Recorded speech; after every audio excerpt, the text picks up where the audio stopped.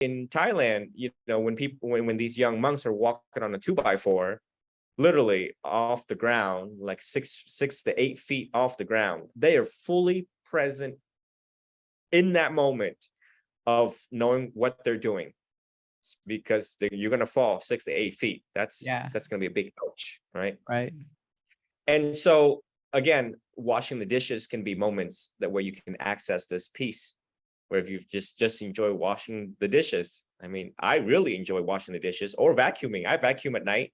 I wash the car at night. It's peaceful, and I'm really fully in the moment trying to scrub.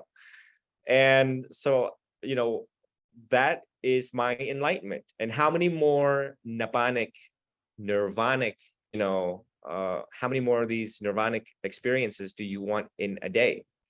When we look back at how much we miss out on life, like for me, example, I took thousands of pictures in my life.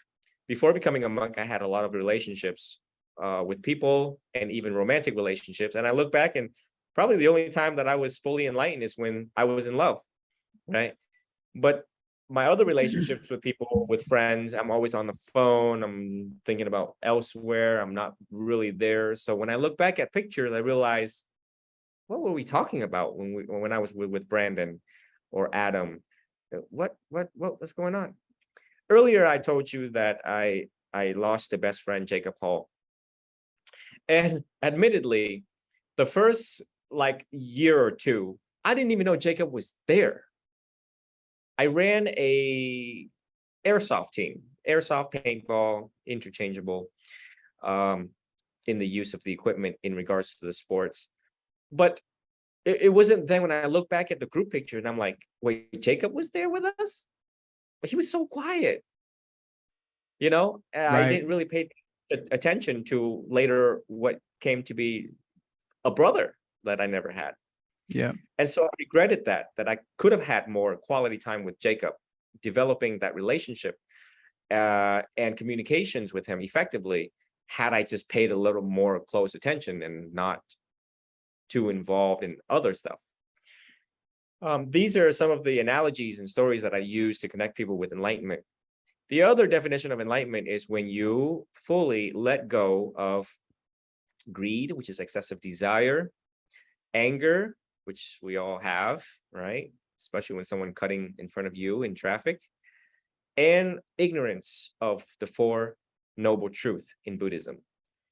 When you let go of all three of those, you will be fully enlightened. You will become actually a saint, as defined as an arahant, arahant, an arahant in Theravada.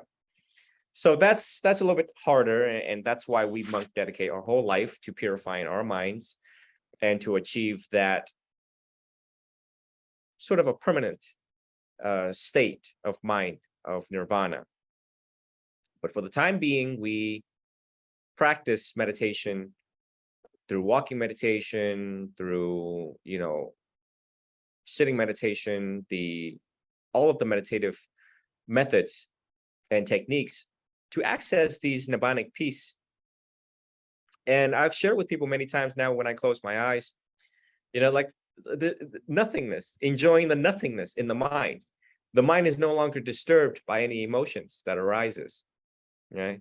And so that would be my definition of peace, and how you can access that peace. Any one of you can access that peace at any point in time in your life.